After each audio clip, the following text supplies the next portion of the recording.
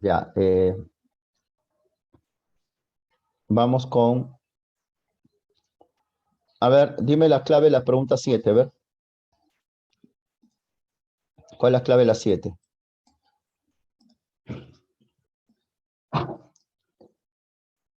Claro. Si resuelven los problemas cotidianos al hombre, entonces es la función aplicativa de la ciencia. Es aplicar. Muy bien, aplicativa. Excelente. ¿Cuál es la clave de la 8? ¿Cuál es la clave de la 8? Dice que en astronomía antes había un observatorio solo en la superficie del planeta, pero luego ya esto fue mejorando, ¿no? Ahora inclusive se proyecta hacer satélites eh, en la Luna, ¿no? Significa que la ciencia supera sus propios logros, claro. La clave es casa. Muy bien, 8 casa. Excelente, excelente. Vamos ahora con, ¿cuál es la clave de la 16?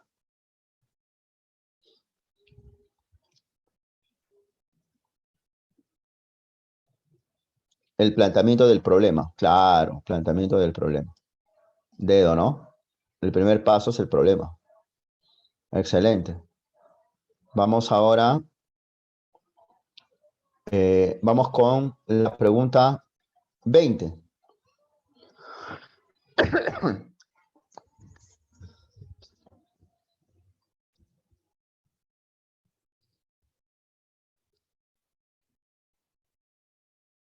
Ya no sabes. No. Una teoría, ¿cómo una teoría va a ser una entidad? ¿No? ¿Tú sabes qué es una entidad? Una entidad es una cosa. Una entidad es una cosa. O sea, la teoría es una cosa como una mesa. ¿Ah? Además, ninguna teoría forma una concepción universal de todo lo existente. Claro, no hay otra, pues. Claro, hipótesis contrastadas satisfactoriamente con sus respectivas consecuencias. No hay otra respuesta. Por ejemplo, la mecánica clásica de Newton es un conjunto de hipótesis. La teoría de la evolución de Darwin es un conjunto de hipótesis. Claro. No va a ser, ¿acaso la teoría de Darwin es una entidad? ¿Cómo es una entidad? No, una entidad es una cosa, ¿de acuerdo? La clave es casa. A ver, la 21. La ciencia se caracteriza por ser qué, a diferencia de la filosofía, que es qué. Muy bien. La ciencia es selectiva, a diferencia de la filosofía, que es totalizadora. Excelente, chicos. Muy bien. Excelente. Y ya está. Ya está. Última, ¿ya? Última, última. Esta que quiero resolver. Esta. ¿Tú sabes quién es Simón de Laplace? A ver, dime la clave de la pregunta 14. Dime la clave de la 14. Dime la clave de la 14. Lo que hace el texto de la 14 es decir lo que es el Sol, su movimiento, ¿no es cierto? Que se demora 25 días y medio. Tú sabes que Simón de Laplace, a ver, ¿quién es Simón de Laplace? La clave es dedo, ¿no? ¿Quién es Simón de Laplace? Es aquel que formuló la primera teoría científica sobre el origen del sistema solar, la teoría de la nebulosa, ¿no es cierto? Claro, de un rato te cuento algo de esto, ¿ya? La teoría de la nebulosa. Bien, por cierto, la clave es dedo, de hecho, pero acá este científico, ¿qué está haciendo? ¿Está explicando o está describiendo? A ver, ¿qué hace referencia a la D de dado? ¿Esa es una explicación o una descripción? Está describiendo, claro, está describir es dar características o dar causas. A ver, describir qué es, dar características o dar causas. Describir es dar características. Claro, describir es dar características. Describir es siempre dar características. Explicar es dar qué, características o causas. Explicar es dar causas. Claro, siempre es así. Muy bien, excelente. Entonces vamos con el desarrollo del contenido teórico como siempre, sabiendo que nos quedan pocas semanas para el ingreso a la universidad. Vamos a hablar de Popper, vamos a hablar de Kuhn, vamos a hablar del círculo de Viena, de Wittgenstein, ¿ya? Y sobre eso vamos a ir conversando, ¿de acuerdo? Bien. ¿Está bien? ¿Todo bien? ¿Cómo vamos de ánimo? ¿Ingresamos a la universidad ahora en verano o no? Sí, ingresamos a la universidad con fuerza, ¿no? Con fuerza y voluntad, ¿no es cierto? ¿No? Claro, vas a ingresar a la universidad. Y tómalo siempre con optimismo esto. Claro que sí, muy bien. Tomamos atención entonces para desarrollar el contenido teórico, ¿ya? Por ti, maestrazo, por ti, hazlo por ti. Por ti, por tu familia, por la gente que tú amas, siempre. Como ya hemos hablado, ¿no?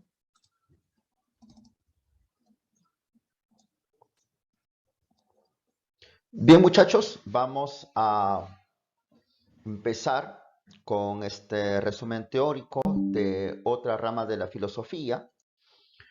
Lo que vamos a analizar en esta clase es acerca de la epistemología. Sabemos que la epistemología es la reflexión filosófica acerca de todo lo concerniente a la ciencia. No confundir epistemología con nociología. La nociología es el estudio filosófico del conocimiento tomado de manera general. Por ejemplo, ¿qué es el conocimiento? El conocimiento es válido para todos. Existen conocimientos absolutos. En cambio, la epistemología es la reflexión de un tipo de conocimiento, en este caso el conocimiento científico. Por eso que algunos problemas epistemológicos tendrían que ver con el asunto de qué es la ciencia. O sea, cómo se define la ciencia. ¿Cuál es el método más adecuado para investigar? ¿El método deductivo? ¿El método inductivo? ¿El método experimental? ¿La ciencia nos da conocimientos seguros o solamente nos da probabilidades? ¿Cuál es el criterio para distinguir a la ciencia de lo que no es ciencia? Recordemos nomás, por ejemplo, las tesis del Círculo de Viena, ¿no? Que afirmaba que la ciencia es el conjunto de proposiciones verificables. El método más adecuado para investigar es la inducción. Y la ciencia sí nos proporciona seguridad en sus informaciones. Además, justamente lo que distingue a la ciencia y lo que no es ciencia para el Círculo de Viena es la verificación. En cambio, para Karl Popper es la falsación. Y recordamos que para Popper la ciencia no nos proporciona conocimientos seguros, ¿no? Sino solamente son provisionales y sujetos a error. Y también tenemos la teoría de Thomas Kuhn, ¿no? Que afirmaba de que la ciencia no es ningún conocimiento verdadero, sino que las distintas ciencias a lo largo de la historia son enfoques, investigaciones que se realizan bajo la luz de un paradigma. Ahora, pero epistemología, si bien es cierto, se puede traducir como la teoría de la ciencia, porque proviene de la palabra ciencia, justamente, que significa en griego episteme, pero para ser más exactos, episteme significa saber por excelencia, saber supremo. Saber, que al decir este filósofo que ves ahí en la imagen, Parménides de Elea, es una actividad propia de la razón. La verdad, dice Parménides, se descubre. Es una aletheia, es un descubrimiento.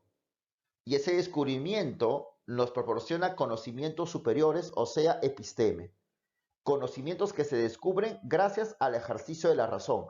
Muy distinto a la información que nos dan los sentidos.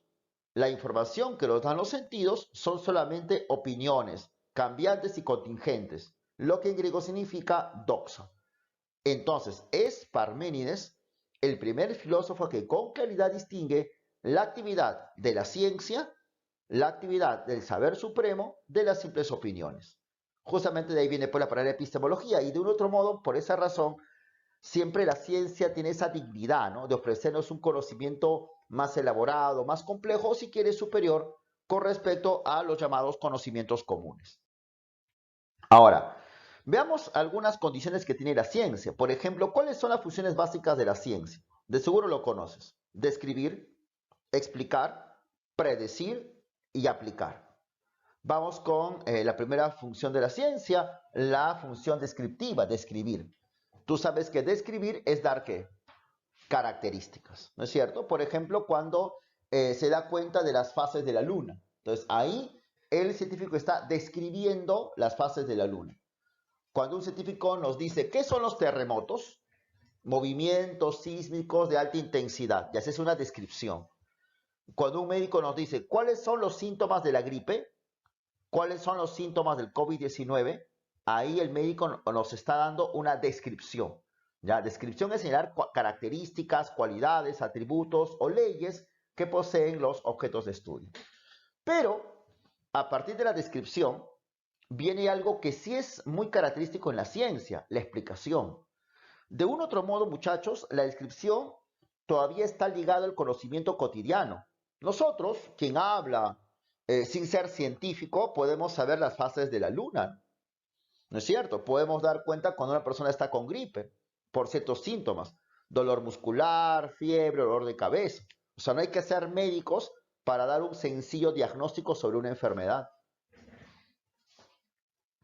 Entonces, de una u otra manera, la descripción está relacionada con el conocimiento cotidiano. Por eso se dice que la descripción es el aspecto sensorial de la ciencia, un aspecto inmediato, pero ya la explicación vendría a ser el aspecto cardinal, el aspecto racional de la ciencia, porque ya la explicación implica el uso de leyes para dar cuenta de los porqués de los fenómenos. Por ejemplo, las leyes de Kepler, que intenta explicar por qué ocurren las fases de la luna, por qué ocurren las estaciones del año, por qué unas veces los astros se ven más lejos y otras veces más cerca. Entonces, una ley científica vendría a ser una proposición, una fórmula, un enunciado que intenta describir una regularidad de la naturaleza. Y a partir de esa descripción se explica el por qué. ¿Por qué ocurren las fases de la luna? Por el movimiento elíptico que tiene pues la Tierra. ¿Por qué ocurren los terremotos? Entonces, cuando uno explica por qué ocurren los terremotos, eso implica ya un conocimiento detrás mucho más profundo, ¿no? Acerca de las fallas geológicas, acerca de la energía liberada al chocar las placas, etcétera, pues. Cuando un científico nos explica acerca de por qué ciertas personas mantienen hábitos, por ejemplo, un niño que constantemente dice malas palabras. Entonces quizás los psicólogos explican eso aplicando las leyes de reforzamiento de castigo, ¿no? Entonces la explicación científica nos intenta dar cuenta de las causas, pero empleando leyes para ello. Y a partir, muchachos, de la explicación, aparecen las predicciones. Entonces, como ves ahí, ¿no? Entonces, a partir de que los astrónomos, aplicando las leyes de Kepler, estudian el movimiento de los astrónomos pueden plantear hasta calendarios en la cual se puede saber qué día exactamente ocurren las fases de la Luna. El 1 de mayo de 2022, mira cómo va a tener la forma de la Luna. El 2 de mayo, el 3 de mayo, etcétera, ¿no? O sea, cada día ya los astrónomos saben cómo va a presentarse la Luna. Interesante, ¿no? Entonces la predicción permite como que adelantarnos a lo que puede ocurrir. Ahora, pero no es una aventura de adelantarse, ¿no? Es simplemente una deducción a partir del uso de leyes. Un psicólogo puede decir, señora, si usted sigue riéndose, aplaudiendo o celebrando las malas palabras de su hijo, lo más seguro que con ese aplauso, con esas risas, usted está reforzando su conducta malcriada. Y por ese motivo yo voy a dar una predicción. Ese niño va a seguir diciendo palabras hasta peores de las que dice ahora. Entonces, predecir no es aventurarse a decir cualquier cosa, sino es deducir ciertas consecuencias que pueden ocurrir en el futuro. Pero también la predicción puede dar cuenta de fenómenos que si bien existen, no pueden ser vistos. Por ejemplo, cuando se predice la existencia de un planeta. Averíguate cómo se predijo la existencia, por ejemplo, del planeta Neptuno, que fue predicho su existencia en 1846 a partir de cálculos matemáticos. Neptuno no fue un planeta que en principio se observó directamente, sino que los astrónomos comenzaron a deducir la existencia de ese planeta a partir de el movimiento irregular del planeta Urano. Entonces, más allá hay un planeta. Eso es una predicción científica. Ya meses después sí fue observable, claro, el planeta Neptuno. Ahora, pero a partir de esas funciones de la ciencia, que vendría a ser el aspecto teórico de esta disciplina, ya pueden aparecer la aplicación, que vendría a ser el aspecto más ligado de la ciencia con nuestras actividades cotidianas. A partir de la predicción de las fases de la Luna se establece, por ejemplo, este caldero lunar de embarazo, mira, que ocurrió durante el 2020. O a partir de la aplicación de los conocimientos matemáticos, tú puedes saber cuántas notas tienes en la actualidad y cuánta nota te falta para ingresar pues, a tu universidad, la estadística. A partir de la aplicación de los conocimientos de las ciencias naturales, se pueden fabricar desde medicinas hasta naves espaciales, pasando por bombas atómicas, o el internet, o el celular, o hasta un polo.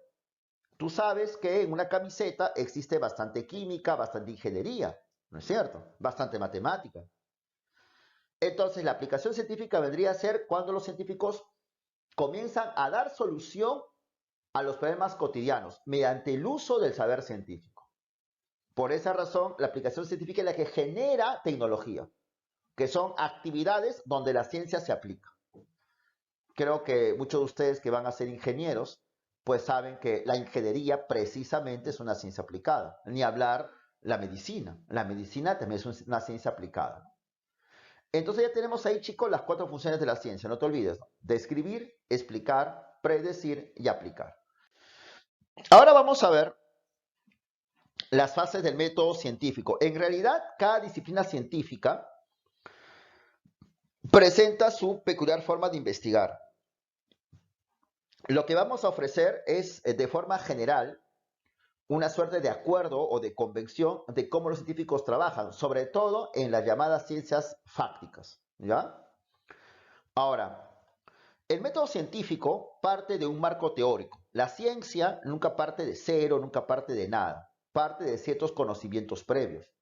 Desde hace mucho tiempo atrás, la ciencia ha ido investigando acerca de los dinosaurios, en qué época vivieron, alguna clasificación de las especies de dinosaurios que existieron. Entonces, hay un marco teórico acerca de la problemática de las especies llamadas por los dinosaurios. A partir de ello, se planteó un problema que fue muy conocido en la comunidad científica, sobre todo en el siglo XX, cómo se extinguieron los dinosaurios. Entonces, se plantea un problema que vendría a ser la delimitación de un interrogante.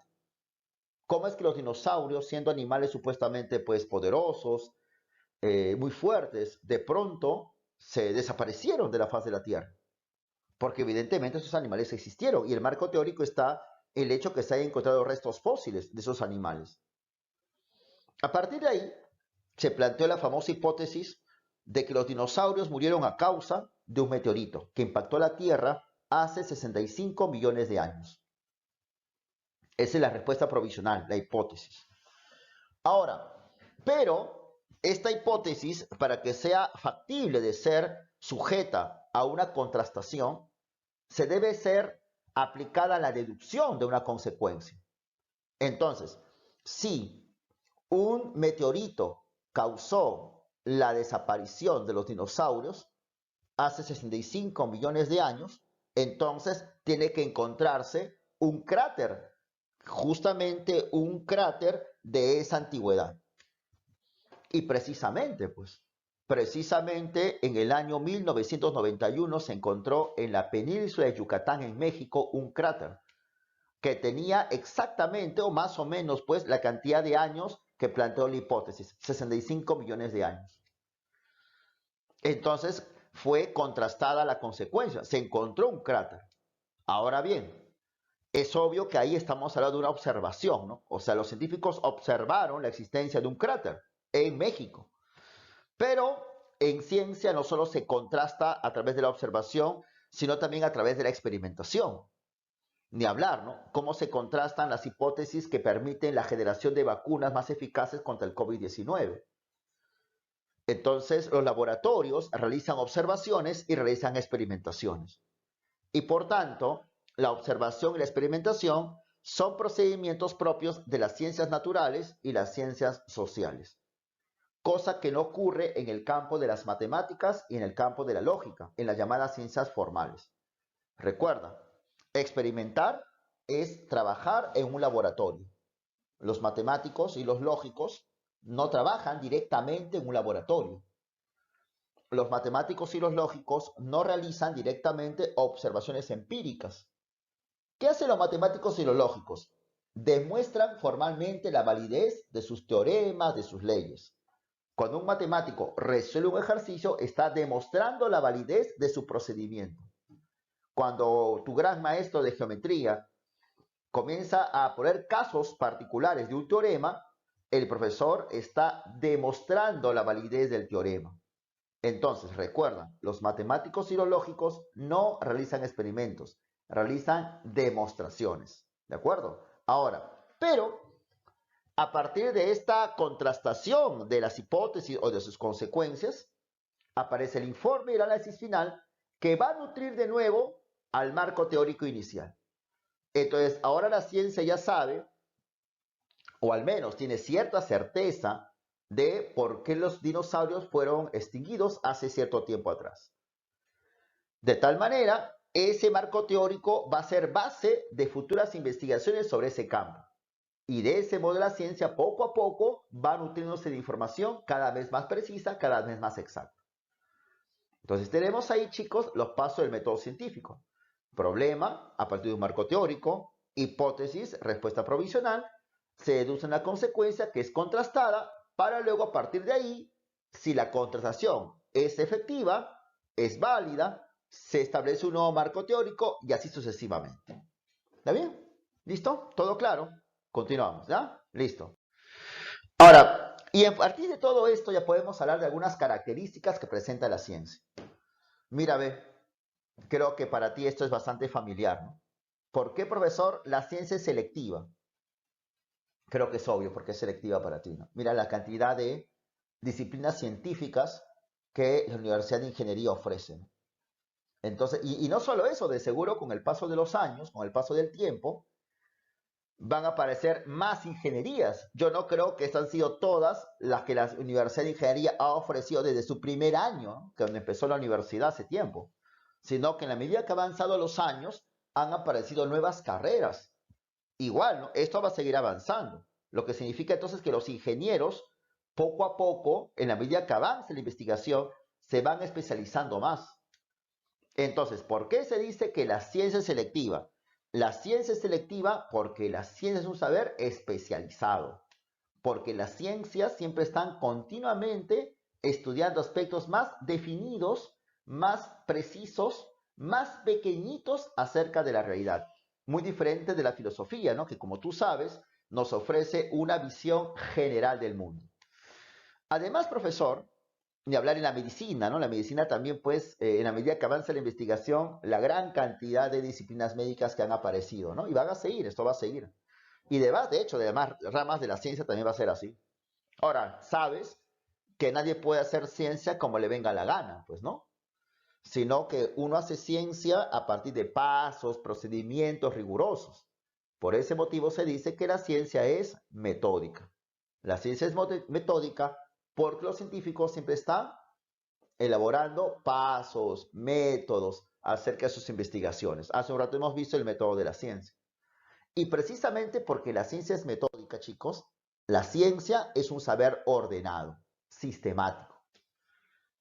Cada ley es un enunciado particular sobre una regularidad de la naturaleza, y lo sabes. Tus libros están llenos de leyes. D igual B por T, ¿no es cierto? Esa es una ley científica. Pero cada ley es un conjunto, forma una teoría científica. Entonces, ¿qué es una teoría científica, profesor? Es la unión de leyes. Por ejemplo, la unión de esas tres leyes conforma la teoría de la mecánica clásica. Entonces, la ciencia es sistemática porque la ciencia se presenta como un saber organizado. Pero, al fin y al cabo, nada es perfecto en la vida, profesor.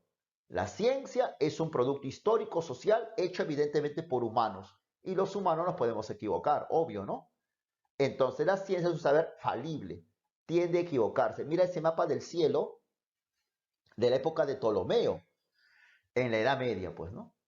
Entonces Claudio Ptolomeo, siguiendo a Aristóteles, había supuesto que el centro del universo es la Tierra. Entonces ese es el mapa del universo. Si lo ves bien, ahí está el Sol, ahí están los demás planetitas e inclusive están las estrellas rodeando la Tierra. Claro, y eso era un conocimiento científico. Tenía ese estatus de ciencia. Era un conocimiento que se basaba en matemática, permitía la predicción de eclipses, la predicción de algún fenómeno geográfico, etc. O sea, tenía validez científica. Pero, obviamente, estaba erróneo, ¿no? Y por ese motivo la ciencia, muchachos, es un saber perfectible. Compara el diseño de Ptolomeo, el que está a la izquierda, con el diseño de Copérnico, que es el que está a la derecha, ¿no? Tú ves que ya Copérnico pone al Sol en medio y la Tierra alrededor del Sol. Pero todavía Copérnico, como ves, solamente es cuestión de que veas el diagrama, ve al universo cerrado. Todo el mundo sabe hoy, tú sabes que el universo pues es infinito, etcétera, ¿no? Que hay galaxias, etcétera. Pero para Copérnico, el heliocentrista Copérnico, el padre de la astronomía moderna, el universo seguía siendo algo cerrado, tenía límites, y esos límites eran las estrellas. O sea, si bien Copérnico da un avance con respecto a Ptolomeo, todavía Copérnico sigue teniendo algunos errores en su sistema, ¿no? Él sigue creyendo de que los planetas giran de forma circular alrededor del Sol y que el universo presenta límites. Ya después Kepler corrige un poquito el asunto y, como sabes, habla pues de las elipses, ¿no? Y posteriormente otros investigadores, por ejemplo Giordano Bruno, ya comenzaba a sugerir, o Galileo Galilei, comenzaron a sugerir pues de que el universo no es cerrado, pues no, sino que es inclusive infinito. Entonces la ciencia tiene siempre a corregirse, es un saber perfectible. Es así, muchachos, entonces, de que la ciencia presenta básicamente las siguientes características, ¿no? Es selectiva, especializada, es metódica, sigue pasos, es sistemática, está organizada, es falible, se puede equivocar y es perfectible porque puede corregirse. ¿De acuerdo? Ahora, pero las ciencias también se pueden clasificar. La clasificación más conocida acerca del conocimiento científico es la siguiente. Según la función que cumplen, las ciencias pueden ser ciencias puras o teóricas o ciencias aplicadas, que creo que el asunto es bastante evidente. Por ejemplo, ciencias puras son ciencias que describen, explican y predicen principalmente. Matemática, lógica, física, química, biología y sociología son algunas ciencias puras o teóricas. La aplicación de la matemática resulta la estadística. La aplicación de la lógica es la informática, ¿no? Gracias a que se aplica la lógica existe pues todos los diseños de computación, el lenguaje del internet, la física, la aplicación, ingeniería física, ni hablar de la química, ¿no? Ingeniería química, la aplicación de la biología, medicina, la aplicación de la sociología, trabajo social. Entonces tenemos acá esta clasificación en ciencias puras o teóricas y ciencias aplicadas. Evidentemente, aquellas ciencias que tienen más vinculación con nuestra vida diaria, sabes que son las ciencias aplicadas. Ahora, pero para que existan ciencias aplicadas es obviamente importante que tiene que basarse en una teoría, ¿no? Ahora, pero también las ciencias pueden clasificarse, chicos, según el objeto de estudio. Algunas estudian entidades ideales, otras estudian hechos. Cuando las ciencias estudian entidades ideales, y recuerda que idea es igual que forma,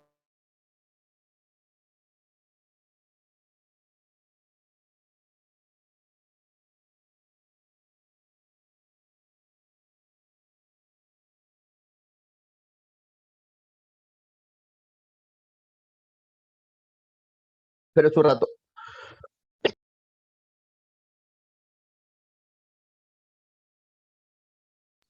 Tengo problemas de conexión a internet.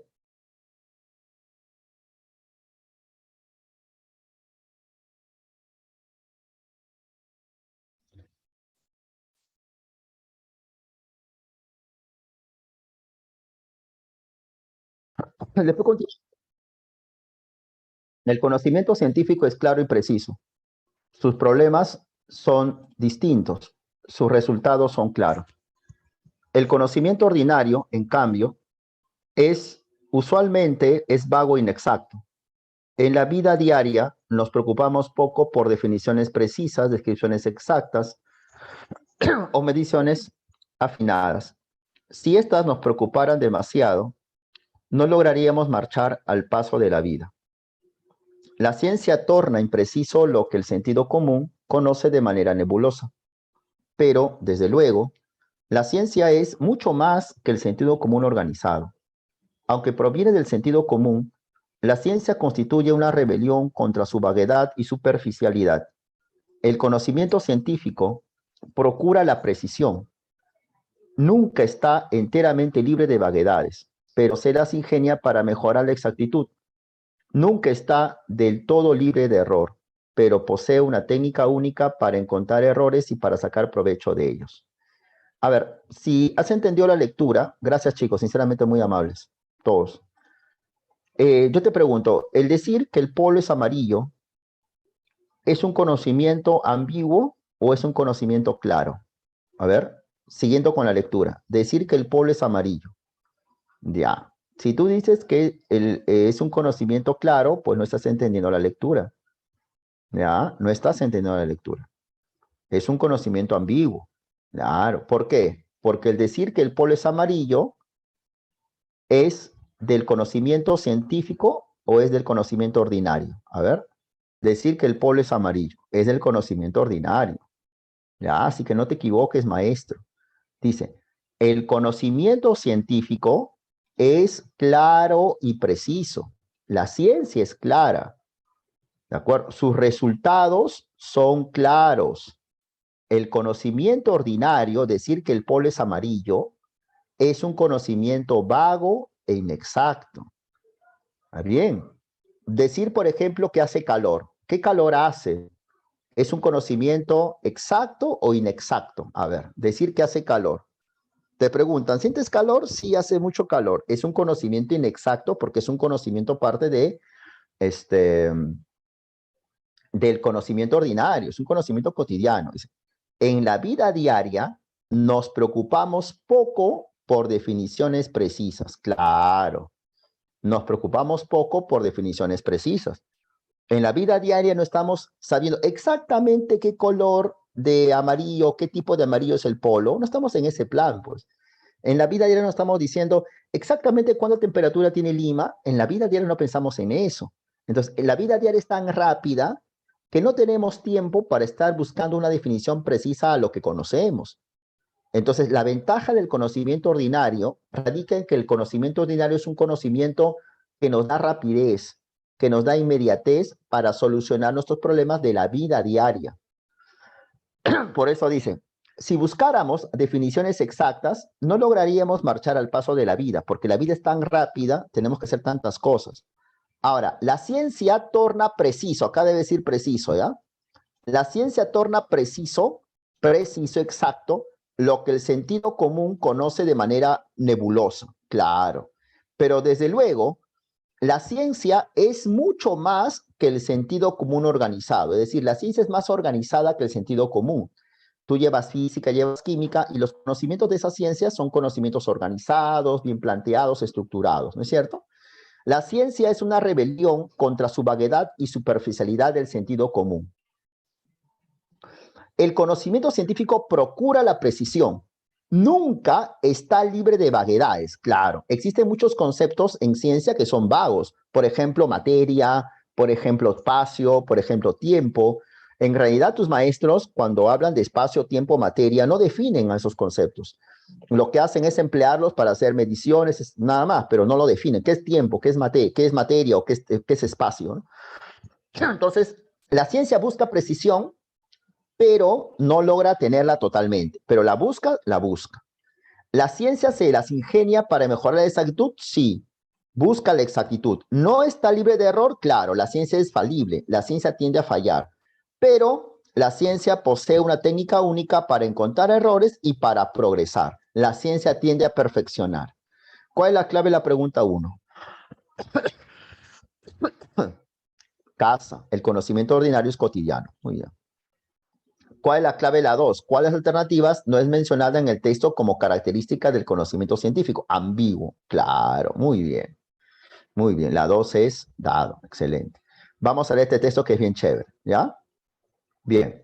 Dice, este texto es bien recontra bacán. A mí me gusta mucho. Dice, desde Galileo en adelante, las causas finales o finalidad para abreviar quedaron relegadas al reino de la superstición y la causalidad mecánica reinó como supremo soberano. En el universo mecánico de pequeños átomos indivisibles, la causalidad trabajaba por impacto, como en una mesa de billar. El empuje mecánico del pasado, no ningún empuje del futuro, ocasionaba los acontecimientos.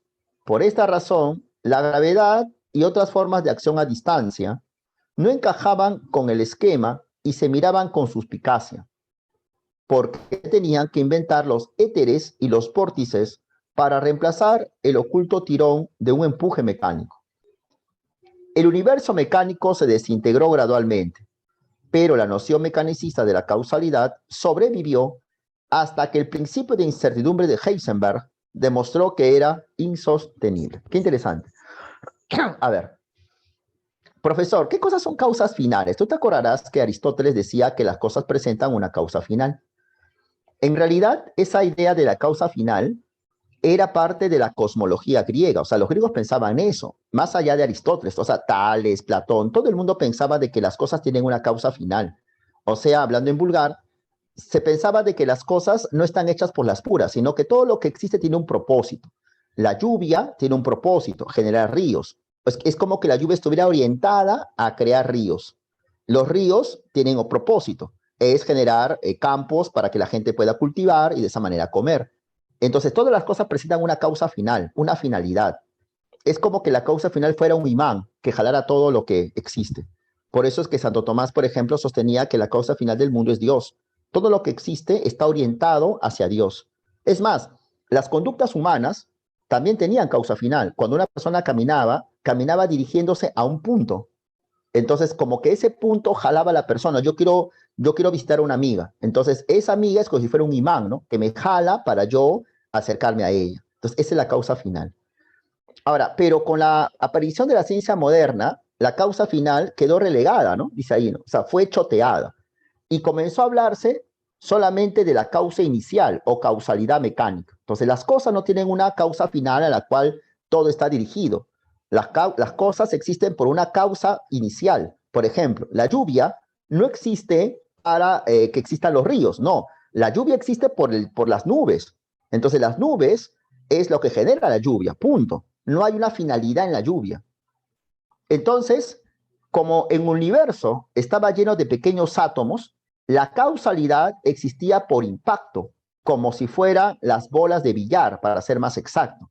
Entonces, se pensaba que para que se sostenga la causalidad, era necesario de que las cosas tengan un contacto directo.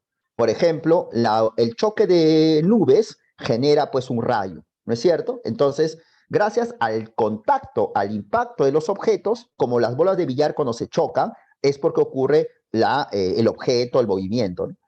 Entonces, era imposible, por tanto, sostener de que las cosas existen por algo en el futuro. Por eso acá lo dice, ¿no? El empuje mecánico del pasado y no ningún empuje del futuro ocasionaba los acontecimientos. Por ejemplo, esta concepción de la causalidad permitía explicar, por ejemplo, las guerras. Es como que estuviera acá Galileo y dijera, el conflicto que ahora hay entre Rusia y la OTAN no es porque ambos anhelan la guerra, no, sino por ciertos acontecimientos ocurridos en el pasado, compromisos, falta de acuerdos, crisis económica, etcétera. Por algunos acontecimientos del pasado es que ahora Rusia y la OTAN quieren hacer una guerra.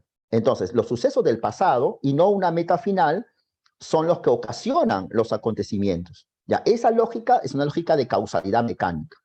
Ahora, entonces, la causalidad implica de que las cosas deben entrar en contacto directo y por esa razón, la gravedad, que tanto hoy se habla, ¿no? La gravedad no encajaba en el esquema de la causalidad mecánica. ¿Por qué? Como tú sabes, la idea de gravedad significa de que, vamos a decir, que la Tierra fuese una suerte de imán, ¿no es cierto? En la cual las cosas son jaladas hacia la Tierra. Pero eso implicaba de que existe una fuerza lejana llamada gravedad que jala las cosas. Va en contra de la idea de causalidad, claro, porque para la idea de causalidad las cosas deben tener contacto directo, pero la gravedad como que no, ¿no? La gravedad como que es una fuerza lejana que jala las cosas desde lejos. Entonces la gravedad no encajaba en la idea de causalidad de Galileo. Y por eso que se inventó la idea del éter. ¿Cómo se explica la existencia de la gravedad en la causalidad mecánica? Sosteniendo que entre una piedra y la Tierra existe, en ese espacio que hay una sustancia llamada éter, una sustancia que cubre todo el vacío. Por tanto, el vacío absoluto es imposible. Todo lo que existe, por ejemplo, entre quien habla y la computadora hay éter.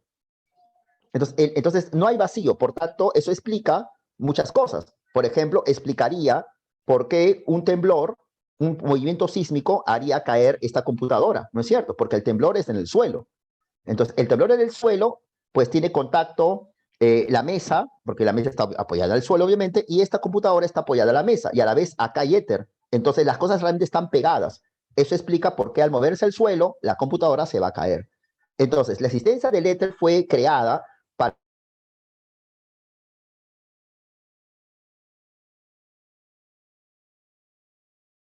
integrada, o sea, poco a poco se fue dejando. Pero la idea de causalidad, la idea de que todas las cosas presentan una única causa generada por un contacto directo, sobrevivió hasta la teoría de Heisenberg, que postuló el principio de incertidumbre. Heisenberg en el siglo XX sostuvo de que las cosas no necesariamente tienen una sola causa, sino que las cosas pueden tener infinitas causas. Por ejemplo, para la idea de la causalidad mecánica, la única causa de la lluvia es las nubes. No puede haber otra causa. Solamente y solamente son las nubes. Entonces, para Heisenberg no. Para Heisenberg, la existencia de la lluvia se puede deber a infinitas causas. Cualquier cosa.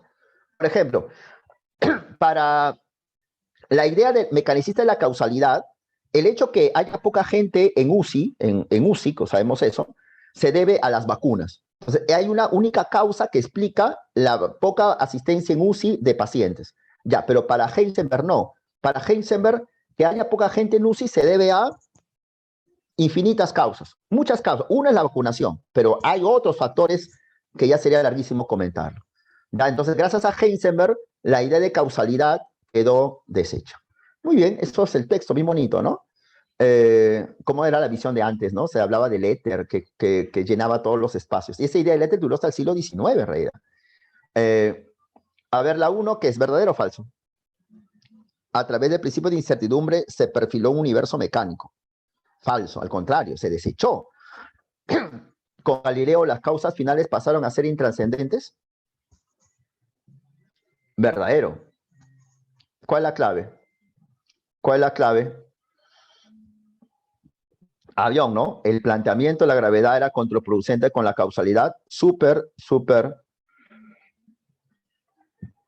súper verdadero. Claro, súper verdadero. Muy bien, muy bien. Estábamos hablando de Wittgenstein y era importante hablar de Wittgenstein y de la filosofía analítica para que entiendas la filosofía de Popper, del Círculo de Viena, y eso vamos a abocarnos, ¿ya?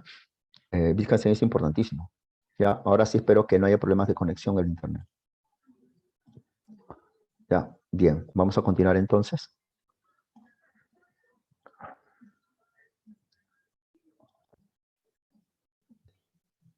De la filosofía analítica.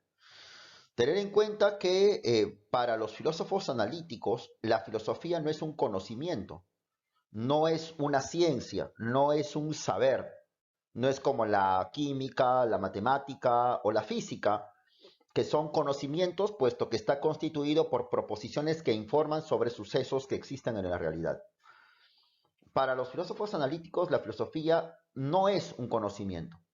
Lo que es análisis del lenguaje. Lo que hacen los filósofos, dicen los filósofos analíticos, es establecer una distinción entre oraciones con sentido y oraciones sin sentido. Buscan, según ellos, purificar el lenguaje, aclararlo. A decir de los filósofos analíticos, los problemas filosóficos tradicionales, como el ser, la esencia, el sentido del mundo, al final son resultado del abuso del lenguaje, en el hecho que hemos empleado palabras que no nos son claras realmente. El contexto de la filosofía analítica va a desarrollarse, chicos, durante las primeras décadas del siglo XX, época en la que el capitalismo se hace imperialista, ocurre la Primera Guerra Mundial, el periodo de entreguerras, y eso trae a colación el desarrollo de las comunicaciones y de la tecnología, sucesos económicos que justamente van a buscar purificar el lenguaje, hacer que los sistemas de comunicación sean cada vez más eficaces. Entonces, para los filósofos analíticos, cuestiones sobre qué es el ser, cuál es la esencia de las cosas, en una época como el siglo XX, donde los avances tecnológicos exigen un lenguaje claro, directo y universal, hace que esos problemas simplemente ya no guarden sentido alguno. Comentábamos de que Ludwig Wittgenstein es el principal representante de este movimiento. También está Bertrand Russell, también está Gottlob Frege. Acuérdate que Frege es el padre de la lógica moderna. Entonces, Wittgenstein era más que un filósofo profesional, era un ingeniero, como muchos de ustedes lo van a hacer. Wittgenstein era ingeniero, pero por cuestiones, digamos, de trabajo, se dedicó al estudio de la lógica, más aún motivado por sus intereses de carácter místico, de carácter religioso. Wittgenstein era un hombre tan apegado a la religión que consideraba que las cuestiones místicas eran superiores y él pensaba si acaso el lenguaje podía expresar adecuadamente cuestiones como la fe religiosa, hablar sobre Dios, pensar sobre el amor, pensar sobre la trascendencia de la vida. Es así que Wittgenstein aprovechó su trabajo de profesor de lógica en la Universidad de Cambridge, en Inglaterra, para plantear lo siguiente, para buscar que el lenguaje esté limitado únicamente a los sucesos del mundo. Es decir, Wittgenstein propone en un primer momento de que la tarea del lenguaje es representar fielmente el mundo. El mundo está constituido, sostiene Wittgenstein, por hechos. A cada hecho debe corresponderle una proposición con sentido. Por ejemplo, ante el hecho de lo que está atrás de mí, esta pizarra, corresponde la proposición, la pizarra es verde. Entonces, la proposición, la pizarra es verde, posee sentido porque corresponde con un hecho. En este caso, el hecho de que está ahí, la pizarra es verde. Pero Wittgenstein supone de que el lenguaje entonces vendría a ser una suerte de reflejo fiel del mundo, de tal manera que para Wittgenstein las oraciones con sentido son aquellas oraciones que hacen referencia a un hecho del mundo. Y los hechos del mundo, representados por las oraciones con sentido, van a constituir la ciencia. Entonces, ¿qué es la ciencia para Wittgenstein? El conjunto de oraciones con sentido. Por ejemplo, la oración Lima es capital del Perú. La oración Lima es capital del Perú. ¿Corresponde con un hecho o no? Claro. Y por consiguiente, ¿posee sentido? Por supuesto, posee sentido. Y al poseer sentido, esa oración es parte constitutiva de la ciencia o de la metafísica. De la ciencia. La oración, el cielo tiene nubes.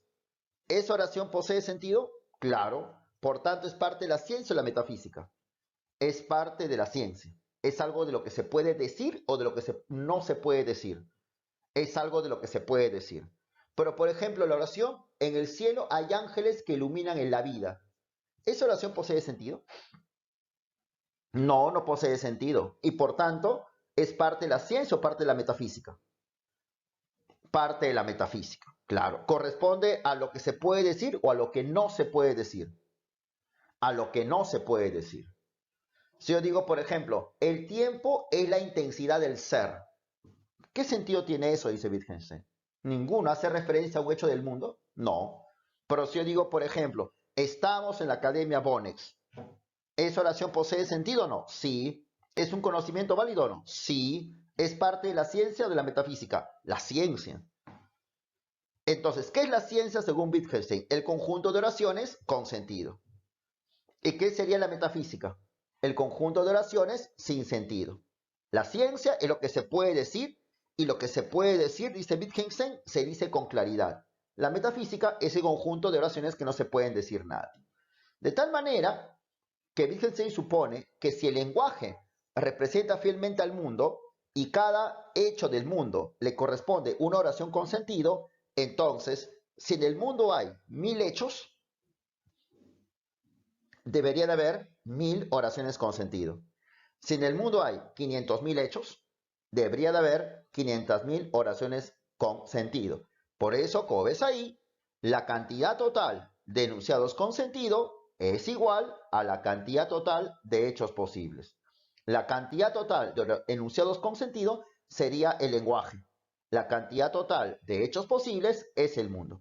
Por consiguiente, entre el lenguaje y el mundo existe un isomorfismo, igualdad de forma. Si entre el lenguaje y el mundo hay una igualdad de forma, eso se debe a que el lenguaje refleja cómo es el mundo. De tal manera, digamos, por poner un ejemplo, si el mundo es cuadrado, el lenguaje que tiene que ser cuadrado. Si el mundo es circular, el lenguaje que tiene que ser circular. Por consiguiente, los límites del mundo son los límites del lenguaje.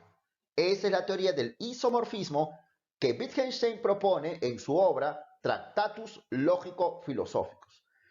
Es así que Wittgenstein supone que problemas como el sentido del ser, por ejemplo, algo que le interesaba a pensadores como Heidegger, la vez pasada hablamos de él, lo considera pues un pseudoproblema. Eso se debe a que no tenemos claro nuestro lenguaje. Entonces Wittgenstein propone de que lo que se puede decir con claridad es algo propio de la ciencia. Y los llamados, repito, problemas filosóficos, el ser, la esencia, simplemente son pseudoproblemas. Dicho eso, Wittgenstein había creído de que ya sobre filosofía se había dicho todo. Y debido a esa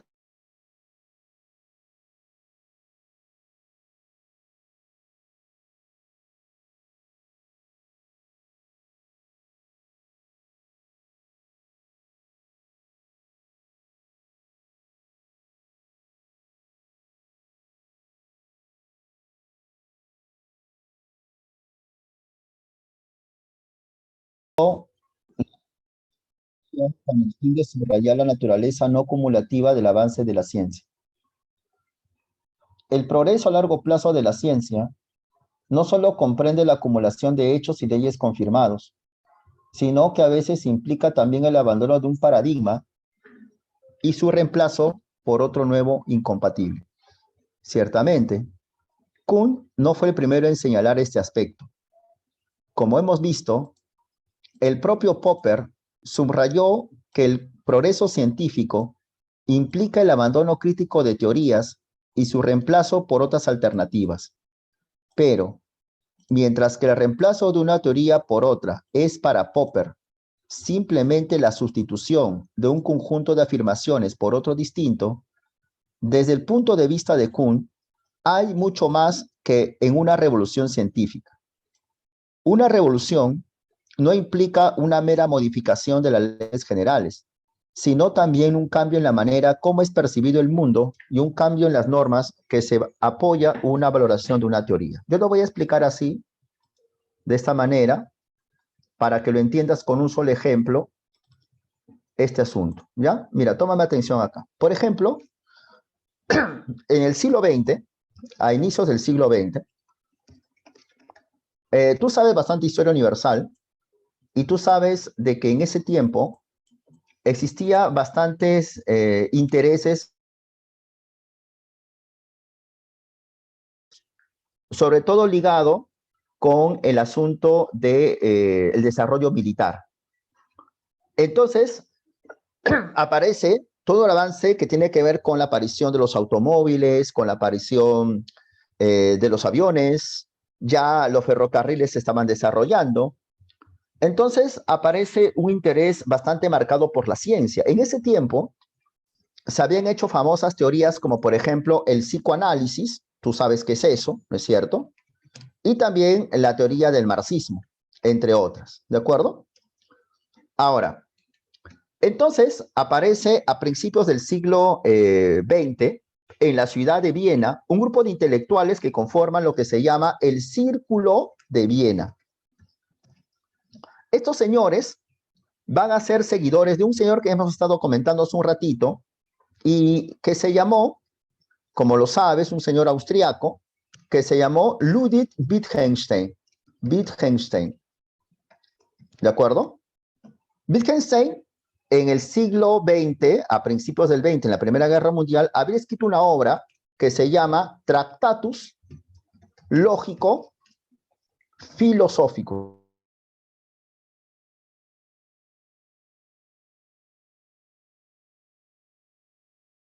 De que la filosofía no es para nada una teoría, sino una actividad de análisis del lenguaje. De tal manera que Wittgenstein traza una distinción entre enunciados que corresponden con un hecho posible que son enunciados con sentido y por tanto científicos, de aquellos enunciados que no poseen una correspondencia con un hecho posible. Entre ellos, por ejemplo, las oraciones religiosas, Dios es todopoderoso, los enunciados morales, robar es malo, los enunciados axiológicos, el Perú es un país maravilloso, por ejemplo. Entonces, pertenece, dice Wittgenstein, al campo de lo inexpresable, al campo de lo que no se puede decir con claridad. Según Wittgenstein, el lenguaje claro es el lenguaje de la ciencia, un lenguaje preciso y exacto que hace referencia a hechos del mundo. Esa tesis de Wittgenstein, escrita en el Tratado Lógico Filosóficos, va a recibir bastante influencia en el Círculo de Viena. Wittgenstein nunca fue parte de ese movimiento, pero lo verdadero es que sí tuvo contacto con ellos. De tal manera que el Círculo de Viena propone lo que se llama el criterio de verificación. ¿Qué es eso, profesor? Para el Círculo de Viena, una oración, un enunciado es científico si se puede verificar. Nada más. Por ejemplo, por poner solamente un caso, por ejemplo, la oración Lima es capital del Perú, Es una oración que se puede verificar empíricamente y por consiguiente es parte de la ciencia. Obviamente, la oración Lima es una ciudad maravillosa, es una oración que no se puede verificar empíricamente y por tanto no es parte de la ciencia. Entonces, ¿qué distingue una oración científica de una oración que no es científica? Es que las oraciones de la ciencia son oraciones que se pueden verificar porque corresponden con un hecho posible. ¿De acuerdo? Entonces, ellos están cumpliendo con la teoría de Wittgenstein de que la filosofía es análisis del lenguaje, porque lo que hace la filosofía es hacer una distinción entre oraciones que se pueden verificar y que son parte de la ciencia y oraciones que no se pueden verificar y no son parte de la ciencia y corresponden al campo de la metafísica. Lo que pasa es que el Círculo de Viena era una institución bastante empirista. Consideraba que los usuarios metafísicos simplemente al no poder ser verificados no sirven para nada. Son simplemente pseudoconocimientos que deben ser desechados dentro de los saberes humanos. Entonces tenemos, por ejemplo, el psicoanálisis. El psicoanálisis, la teoría de Freud, que tú de seguro lo sabes muy bien, elabora enunciados como, por ejemplo, en los sueños, se expresa lo que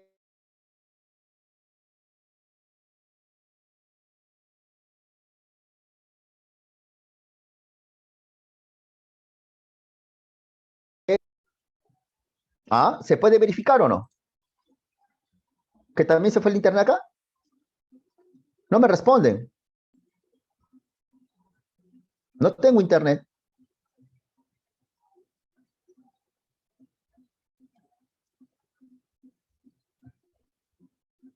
Se entrecorta. Bueno, ya, olvídate. Estamos avanzando en la clase. Ya. Yo estaba preguntando, se escuchó, se entendió lo que hablé sobre el Círculo de Viena, ¿no? Ya. Entonces yo estoy preguntando, ¿esta oración del psicoanálisis se puede verificar? No, no se puede verificar. No, no se puede verificar. Para nada. Entonces, esta oración no es científica. No es científica. En cambio, enunciados como, por ejemplo, durante una hora, José Luis se rascó la cabeza 5 veces. ¿Esa oración se puede verificar o no? Sí se puede verificar, sí es científica. Claro. Entonces, ¿qué podemos concluir? Podemos concluir que, por ejemplo, en conclusión, el conductismo en psicología es una escuela científica, más no el psicoanálisis. Eso propone el Círculo de Viena. Lo mismo ocurre con el materialismo dialéctico de Marx. Entonces, el materialismo dialéctico consiste en un conjunto de enunciados que no se pueden verificar. Por ejemplo, la materia es eterna. No se puede verificar eso y por consiguiente no es científico. En cambio, la doctrina económica de Marx, donde propone la teoría de la plusvalía, eso sí se puede verificar. De tal manera que ellos tienen como característica fundamental el rechazo a la metafísica. Para el Círculo de Viena, la metafísica constituye una serie de enunciados inverificables que no son parte del conocimiento. Ahora bien, el Círculo de Viena, como movimiento empirista, tiene como rival a un señor llamado Karl Popper. ¿De acuerdo? Hombre de racionalismo crítico. ¿De acuerdo? Esa es la filosofía de Popper, el racionalismo crítico. Popper va a empezar criticando a la verificación que propone el Círculo de Viena, del Círculo de Viena. ¿De acuerdo? Entonces Popper dice, por ejemplo, si el Círculo de Viena sostiene la verificación, yo voy a proponer una oración para ver si esa oración se puede verificar. Por ejemplo, la oración, el agua hierve a 100 grados centígrados a nivel del mar. Entonces Popper se pregunta, esa oración, si lo piensas mejor, no se puede verificar. ¿Alguien sabe por qué? ¿Por qué esa oración no se podría verificar? No se puede verificar. Muy bien, María. Porque es un enunciado universal. Al ser universal, ese enunciado no se puede verificar porque tendrías que hervir todo el agua. Todo el agua, todo, absolutamente todo el agua del universo, lo cual es imposible, pues. Entonces, el conocimiento, dice Popper, está constituido por oraciones muy generales. Por ejemplo, todo hombre es mortal. Tú no puedes verificar todo hombre es mortal, porque tendrías que observar a todo hombre morir. Tú no puedes verificar enunciados como, por ejemplo, todo cuerpo cae en dirección a la tierra.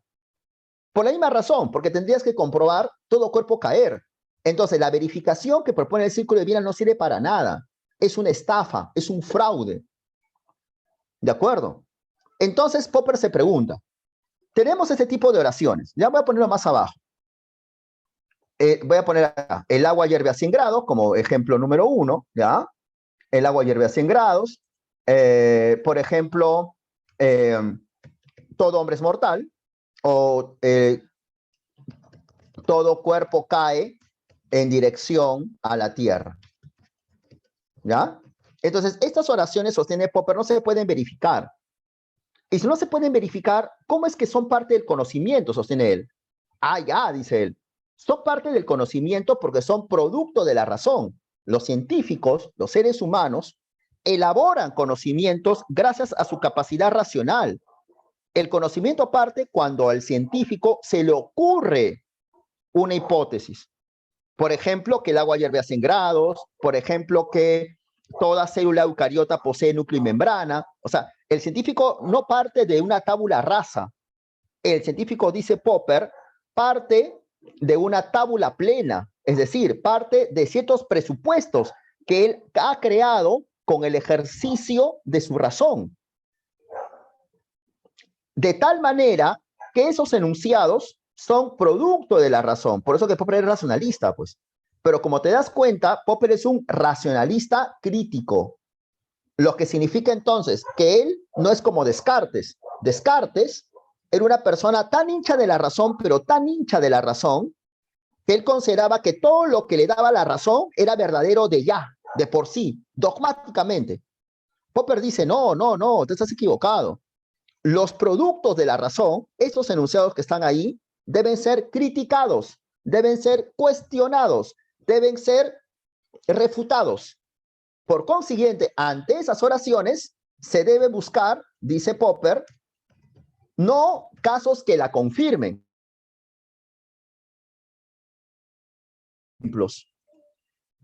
Es decir, casos que refuten esos enunciados. Entonces, los científicos, dice Popper, no están buscando comprobar que todo el agua hierve a 100, porque sería cosa de locos. Pues, ¿cómo vas a buscar hervir todo el agua? Lo que buscan los científicos es ¿qué cosa? Buscar situaciones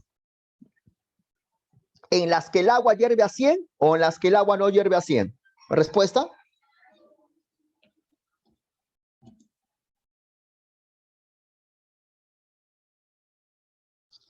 Buscar situaciones en las que el agua no hierve a 100. Los científicos no buscan comprobar que toda cosa cae al suelo. Lo que los científicos buscan es ciertas circunstancias en las que los cuerpos no caigan. Entonces buscan contraejemplos ¿para qué? Para refutar las hipótesis creadas por la razón. Y esto justamente se llama, profesor, esto se llama el criterio de falsación. Entonces, el criterio de falsación es una regla que dice, ¿qué distingue a la ciencia genuina de lo que no es científico? En que la ciencia genuina es un conjunto de hipótesis posibles de ser falsas, posibles de ser refutadas. Entonces, esos enunciados que están ahí son enunciados claramente científicos porque se pueden refutar. Pero tenemos, por ejemplo, doctrinas como el psicoanálisis, otra vez, y tenemos al marxismo. Según Popper, estas doctrinas no se presentan como falsables, o sea, como posibles de ser falsas, sino como totalmente verdaderas. Conclusión final, estas teorías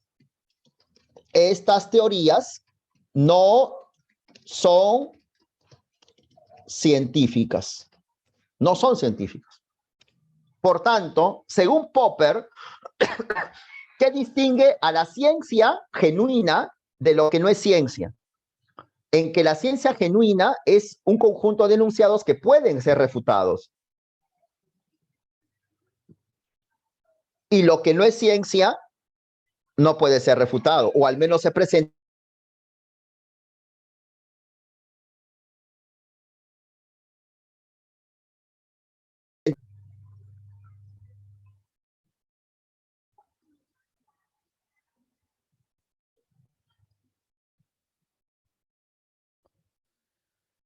Decía al final, claro, no se preocupes, decía al final, porque creo que se has escuchado la parte de Popper, decía al final, ¿qué distingue una teoría científica genuina de una teoría con pretensiones de científica, pero que no lo son? Es que una teoría científica genuina es una teoría posible de ser falsa. Entonces, la ciencia tiene como virtud cometer errores, lo que permite que la ciencia progrese. ¿Qué pasaría, según Popper y según la lógica que estamos exponiendo, qué pasaría si la ciencia no cometiera errores? ¿Respuesta? Nunca progresaría. Si la ciencia no cometiera errores, nunca progresaría. Entonces, la ciencia progresa gracias a los errores que comete. Y es lo que dice el texto. El texto que hemos leído dice eso. Entonces, lo que hace progresar a la ciencia es el cambio de teorías. Una teoría con errores por otra teoría, que también va a cometer errores y que será reemplazada por otra teoría más. Entonces, la ciencia es un progreso en la que las teorías se van reemplazando por unas mejores, gracias a que las teorías siempre presentan errores. Eso se llama el criterio de falsación. ¿De acuerdo? Sí, sí, sí, sí. Ahora sí. Ahora sí. Entonces, a partir de acá, vamos a ver lo de Kuhn. Entonces, vamos a ver de Kuhn, que es recontra alucinante. Es una teoría que me gusta mucho. Y es para la reflexión también. Entonces, habla de Thomas Kuhn, que es un filósofo que ahorita vamos a ver y vamos a comentar. ¿Ya? Ahora, Thomas Kuhn utilizó el concepto de revolución, dice, ¿no? Revolución. Con el fin de resaltar el hecho de que la ciencia no se acumula. Acá es una idea muy importante. La ciencia no es un acopio de información, no es acumulativa. La ciencia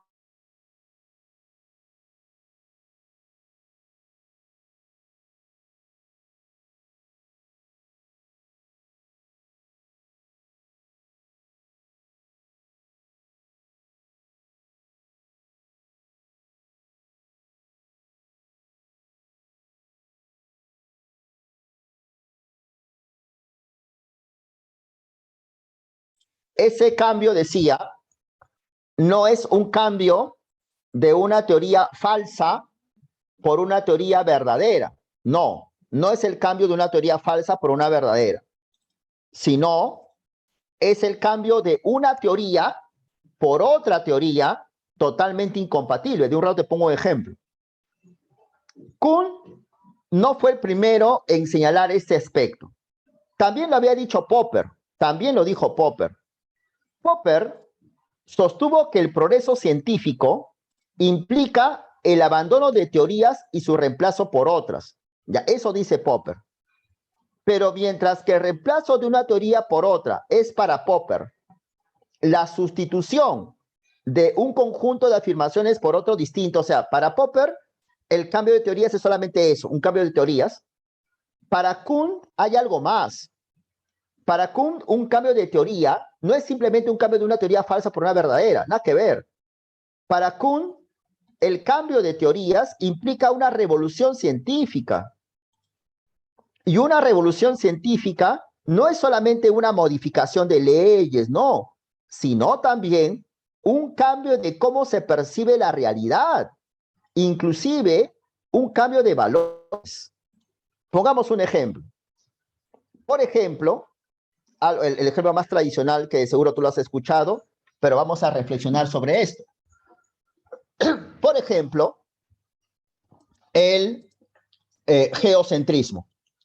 El geocentrismo y el heliocentrismo. ¿No es cierto? Por ejemplo, esto.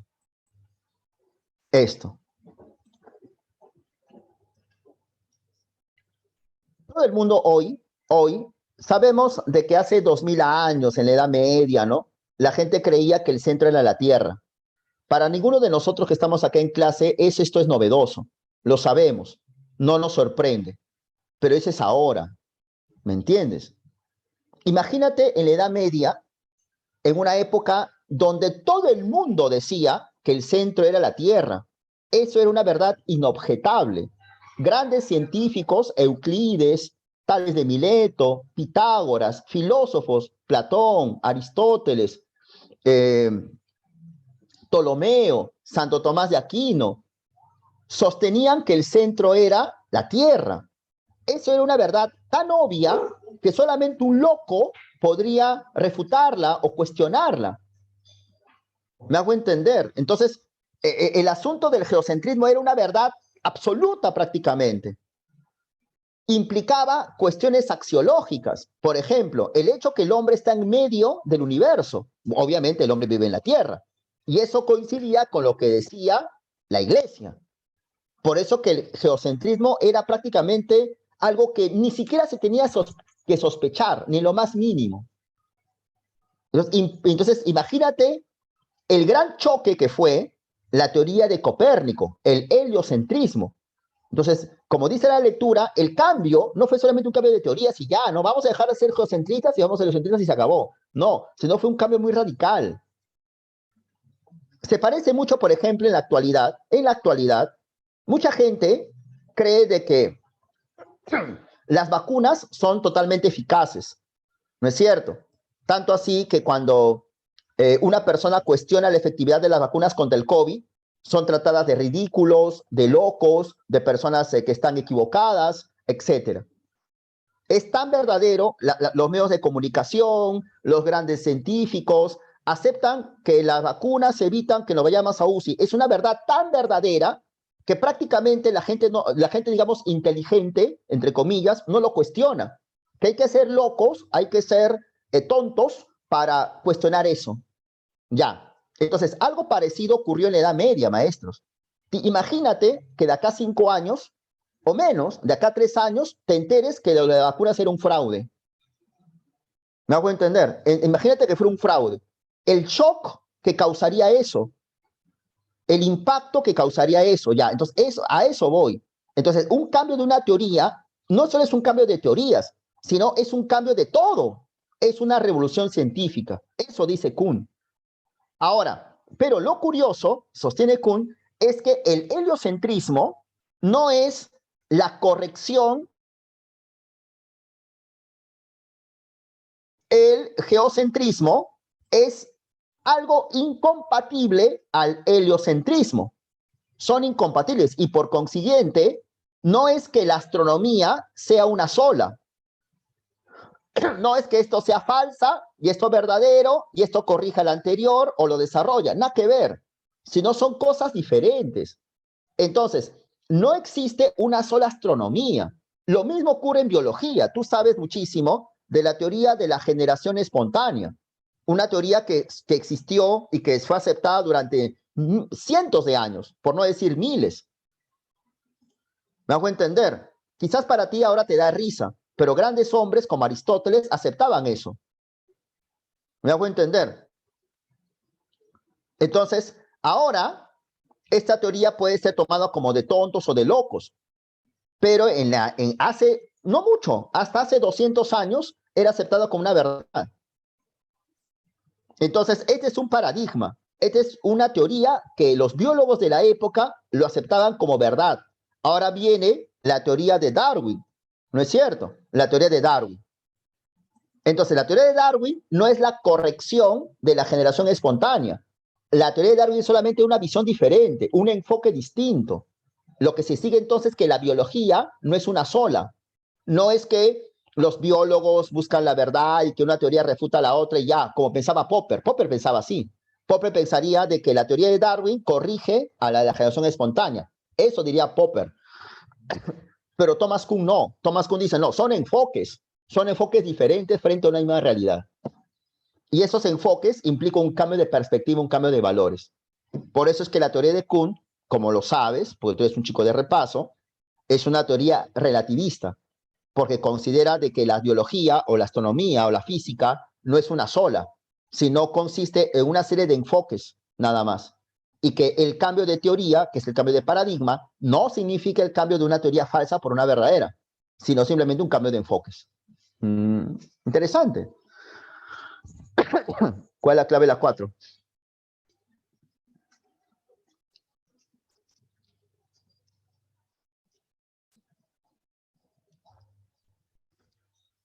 Claro. ¿Cuál es la clave de las 5?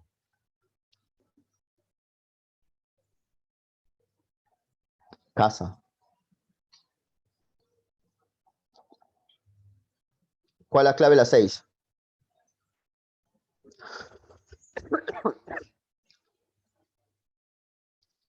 Casa, ¿no? Hipótesis. 7, beso. 6, casa. 7, beso. 8, casa, le hemos leído. La 9 y la 10 es bien chévere. Las matemáticas las entendemos como si las hubiésemos parido, porque efectivamente la hemos parido. Y no tienen más misterios. Las estructuras matemáticas son exactamente como la definimos. Es decir, no tienen recovecos escondidos. Las conocemos perfectamente. Por eso, en el método científico de la ciencia teórica, cuando nos enfrentamos con un aspecto de la realidad que es demasiado complicado, demasiado confuso, nos vamos a esta especie de supermercado de la matemática y buscamos ahí una estructura que tenga cierta semejanza estructural con la cosa por la que nos interesamos. Entonces, traducimos los problemas que teníamos en esa porción de la realidad a la estructura matemática. Y allí lo resolvemos fácilmente mediante la artillería de los diferentes algoritmos matemáticos. Y finalmente, la solución matemática que hemos encontrado la traducimos otra vez al mundo empírico.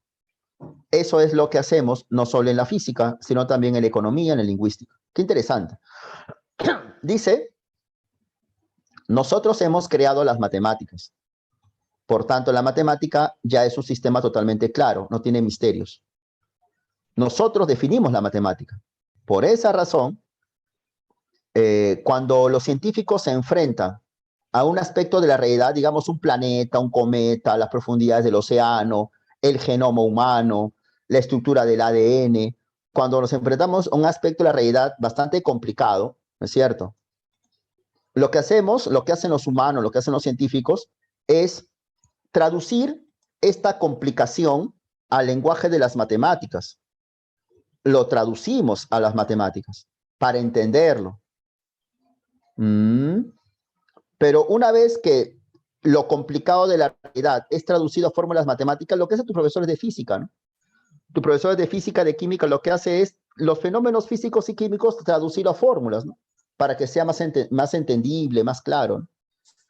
Pero una vez que hacemos eso, que traducimos el fenómeno en fórmulas matemáticas y resolvemos el problema, otra vez lo traducimos de nuevo a la naturaleza. Y eso lo hacemos siempre en distintos campos del saber, ¿no? Buena, ¿no? Entonces la matemática nos ofrece esa facilidad, ¿no? De traducir un fenómeno empírico en fórmulas matemáticas para que sea entendido. Y una vez hecho eso, otra vez lo traducimos al fenómeno empírico. ¿Cuál es la clave de la 9? Avión, ¿no? Facilitan la investigación. ¿Cuál es la clave de la 10? Se puede sostener que en el campo de la ciencia lo más complejo es la realidad empírica. Claro, lo empírico es. Sigamos. Que el hombre se ha ocupado larga y persistentemente de lograr alguna comprensión de los enormemente diversos, a menudo intrincados y a veces amenazadores sucesos del mundo que le rodea, lo muestran los múltiples mitos y metáforas que ha elaborado en un esfuerzo por dar cuenta de la simple existencia del mundo y de sí mismo, de la vida y la muerte, de los movimientos de los cuerpos celestes, de la secuencia regular del día y la noche, del cambio de estaciones, del trueno y el relámpago, de la luz del sol y de la lluvia. Algunas de esas ideas explicativas están basadas en concepciones antropomórficas de las fuerzas de la naturaleza, otras invocan poderes o agentes ocultos, otras, en fin, se refieren a los planes inescrutables de Dios o al destino. Las explicaciones de este tipo pueden dar al que se plantea los problemas la impresión de que ha alcanzado cierta comprensión, pueden resolver sus dudas y en ese sentido responden a su pregunta. Pero por muy satisfactorias que puedan ser psicológicamente estas respuestas, no son adecuadas para los propósitos de la ciencia, la cual, después de todo, se ocupa por desarrollar una concepción del mundo que tenga una relación clara y lógica con nuestra experiencia y sea, por tanto, susceptible de contrastación objetiva. El hombre siempre ha querido comprender los sucesos del mundo que le rodea, ¿no? Siempre. Yo quiero saber cuál es el origen del hombre. Yo quiero saber cuál es el origen del mundo. Y para eso el hombre ha elaborado mitos. Entonces los mitos cumplen un papel, explicar, dar respuestas a interrogantes humanas. Ahora, y acá pues el mito habla sobre la vida y la muerte, los movimientos celestes, el origen del trueno, de la luz. Algunas de las ideas míticas están usadas con concepciones antropomórficas, planes divinos, el destino, etc. Las explicaciones míticas pueden dar la impresión de que nosotros hemos alcanzado la comprensión de los fenómenos.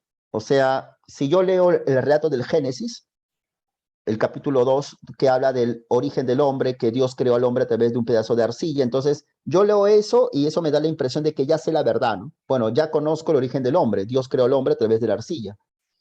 O sea, resuelve mi duda, yo estaba preguntándome cómo surge el hombre y ya tengo una respuesta, y de ese modo responden, dice, ¿no? A las preguntas. Pero por muy satisfactorias que puedan ser psicológicamente las respuestas míticas, no son adecuadas para la ciencia, la cual la ciencia se desarrolla una concepción del mundo que sea clara, lógica con nuestra experiencia y que sea posible de contrastación. Y ahí está la diferencia con los mitos. Los mitos no presentan una explicación clara. Además, las historias míticas no se pueden comprobar. Las explicaciones científicas sí pueden comprobarse. Tanto ciencia y mito responden preguntas. Tanto ciencia y mito explican. Pero la ciencia lo explica de modo objetivo y de modo claro, con comprobaciones. ¿Cuál es la clave de la 11?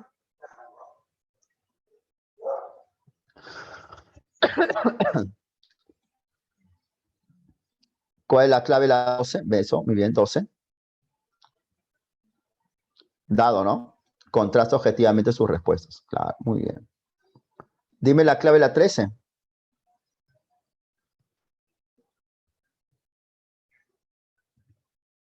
Claro. La ciencia sigue un conjunto de pasos, la ciencia es consistente, ¿cómo no comete errores? La ciencia comete muchos errores, ¿no?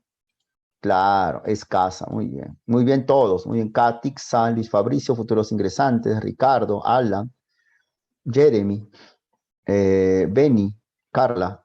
La clave de la pregunta 14 es Dedo, ¿no es cierto? Dedo, Simón de Laplace.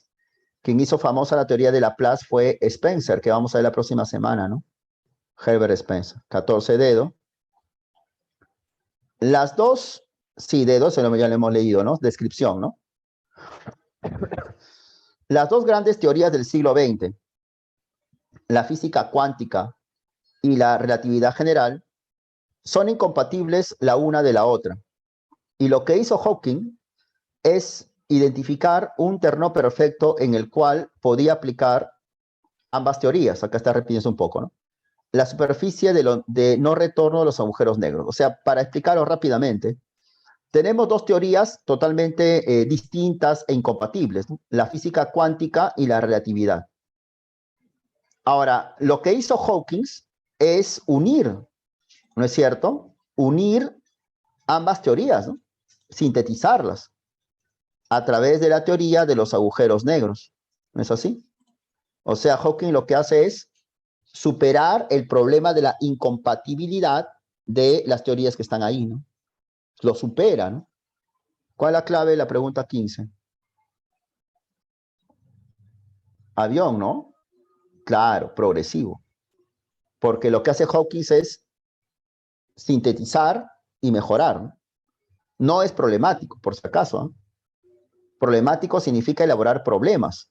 Y eso no dice el texto. Lo que dice el texto es que Hawking soluciona un problema, no elabora problemas. De repente lo elaborará. ¿Por qué no puede ser práctico? ¿Qué es práctico? Mejor tú respondes de por qué es la D, ¿no? ¿Por qué se dice que la ciencia es práctica?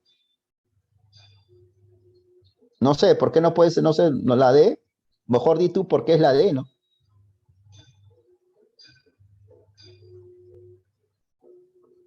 Maestrazo, la ciencia es práctica en el sentido que resuelve problemas cotidianos. ¿Sabes qué es práctico? Esto, mira.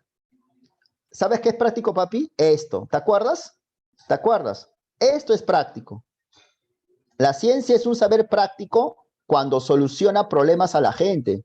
Por ejemplo, cuando genera ingeniería, me hago entender, ingeniería, medicina, trabajo social, ahí se resalta que la ciencia es práctica. ¿Ya, Fabricio? Pero acá no dice esto, pues, maestrazo. No es cierto. Jerry Mao, que está preguntando. Jerry Mao. Entonces, no, pues, maestrazo, ¿qué tiene que ser práctico acá? Sino que la ciencia progresa, la ciencia mejora, gracias a que Hawking sintetiza ambas teorías. ¿Estamos de acuerdo, estimado Jerry? ¿Estamos de acuerdo, hijo? ¿Sí, Jerry? Muy bien. 16 dado, hemos hablado del círculo de divina hace un rato, maestrazo. 17 y 18. A ver, vamos a leerlo, ¿ya? Acá, toma atención, por favor, te pido. Las opiniones científicas son racionales y objetivas, como las del sano sentido común, pero mucho más que ellas. ¿Y qué es entonces, si algo hay, lo que da a la ciencia su superioridad sobre el conocimiento común? No ciertamente la sustancia o tema, puesto que un mismo objeto puede ser considerado de modo no científico o hasta anticientífico, y según el espíritu de la ciencia. La hipnosis, por ejemplo, puede estudiarse de un modo acientífico, como ocurre cuando se describen casos sin la ayuda de la teoría ni del experimento. También puede considerarse como un hecho supernormal o hasta sobrenatural, que no implica ni a los órganos de los sentidos ni al sistema nervioso, o sea, como resultado de una acción directa de mente a mente. Por último, puede plantearse el estudio de la hipnosis científicamente, esto es, construyendo conjeturas acerca del mecanismo fisiológico subyacente al comportamiento hipnótico y controlando o contrastando dichas hipótesis en el laboratorio. En principio, pues, el objeto o tema no es lo que distingue a la ciencia de la no ciencia, aunque algunos problemas determinados, por ejemplo, el de la estructura de la materia, difícilmente pueden formar de un contexto científico. Si el objeto no puede ser lo distintivo de toda ciencia, entonces tiene que serlo el procedimiento y el objetivo. La peculiaridad de la ciencia tiene que consistir en el modo como opera para alcanzar algún objetivo determinado, o sea, en el método científico y en la finalidad para la cual se aplica dicho método. El enfoque científico, pues, está constituido por el método científico y por el objetivo de la ciencia. Tú cuando estés en la universidad, mucho vas a saber de Mario Bunge, es un gran epistemólogo argentino, ya fallecido recientemente. Y como sabrás, los exámenes de admisión de San Marcos, cuando pregunta de epistemología, pues extrae mucho los textos de este señor, porque son bien sencillos, bien claros y muy interesantes. ¿Ya? Es muy bonito este texto. Este libro, por sí, es un libro gordote, así un vuelo así de 1000 páginas, gordototote. Y es bien chévere. Me acuerdo mucho en la universidad cuando nos hacían leer eso. Mira, habla acerca de la ciencia, ¿no? Dice, la ciencia es racional y objetiva, al igual que el sentido común, pero la ciencia es más que eso, ¿no es cierto? ¿Qué es entonces? ¿En qué consiste, dice? ¿En qué consiste la superioridad de la ciencia? ¿Por qué la ciencia es superior? Ahora, no es tanto el objeto de estudio, no. Lo que distingue a la ciencia de lo que no es ciencia, según el autor, no es tanto el objeto de estudio. ¿Por qué?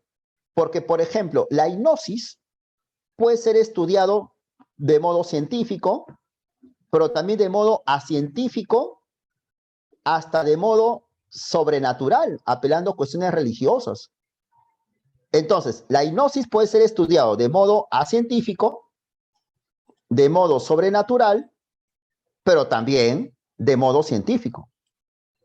Pero eso significa entonces de que lo que distingue a la ciencia no es tanto el objeto, porque hay objetos como la hipnosis que son estudiados de múltiples enfoques. Aunque más adelante dice, bueno, acá en esta parte sostiene, ¿no?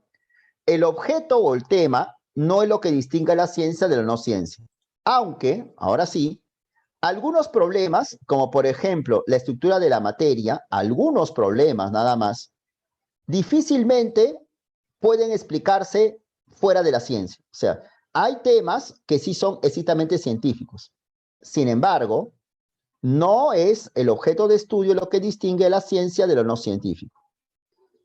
Si el objeto no es lo distintivo de la ciencia, ¿qué debe ser? Dice Mario Bunge. Lo que distingue a la ciencia es el procedimiento, el método, no el objeto, sino el método.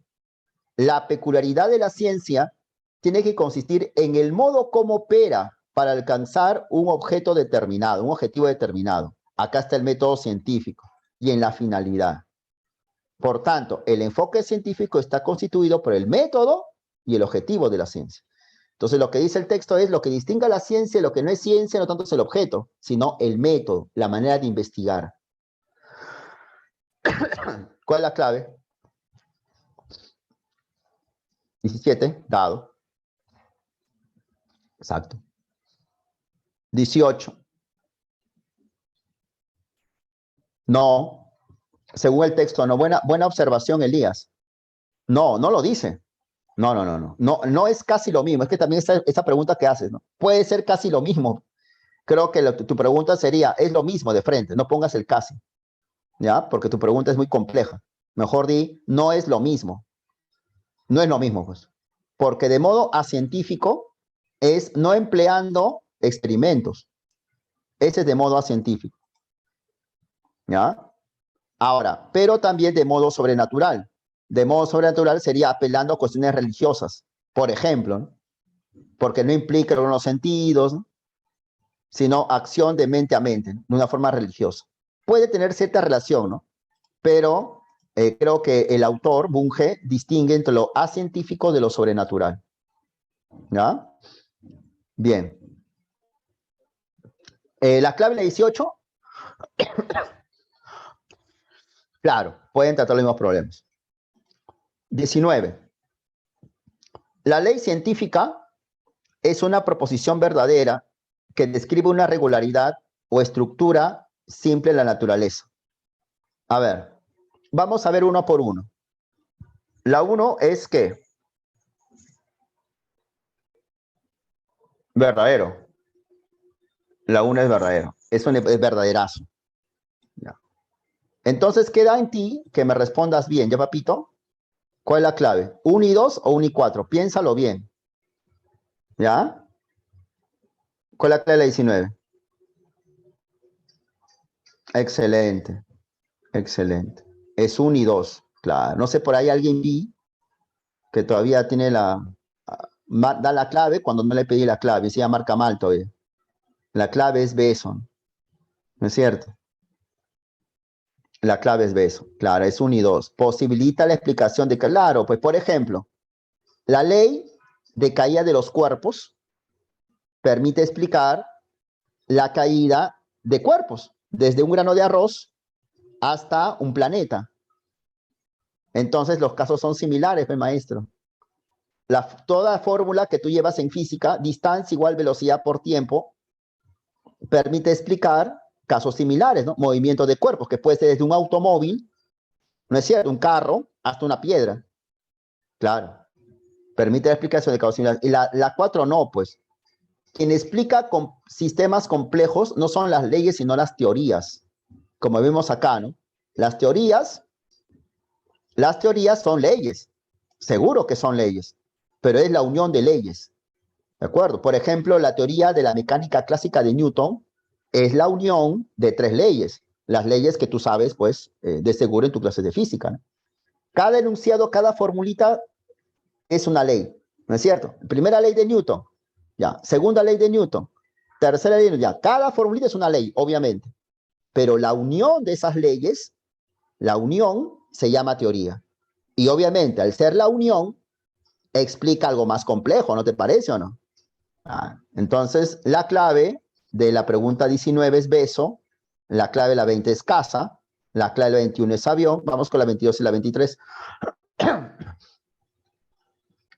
La verificación de enunciados formales solo incluye operaciones racionales, en tanto que las proposiciones que comunican información acerca de la naturaleza o de la sociedad han de ponerse a prueba por ciertos procedimientos empíricos, tales como el recuento o la medición. Pues, aunque el conocimiento de los hechos no proviene de la experiencia pura, por ser la teoría un componente indispensable de la recolección de informaciones fácticas, no hay otra manera de verificar nuestras sospechas que recurrir a la experiencia, tanto pasiva como activa. Enunciados formales en la matemática. La matemática solo incluye operaciones racionales, mientras que las oraciones que nos hablan acerca de la naturaleza o la sociedad recurre a procedimientos, ¿de acuerdo o no? Es cierto que el conocimiento de los hechos no parte de una tábula rasa, como pensaba el Círculo de Divinas en una tábula plena, ¿no? Como pensaba Popper. El conocimiento de los hechos no proviene de una mente vacía, porque es importante las teorías para el conocimiento de los hechos. Cuando un biólogo observa una célula, el biólogo interpreta lo que observa a partir de una teoría que tiene en su cabeza.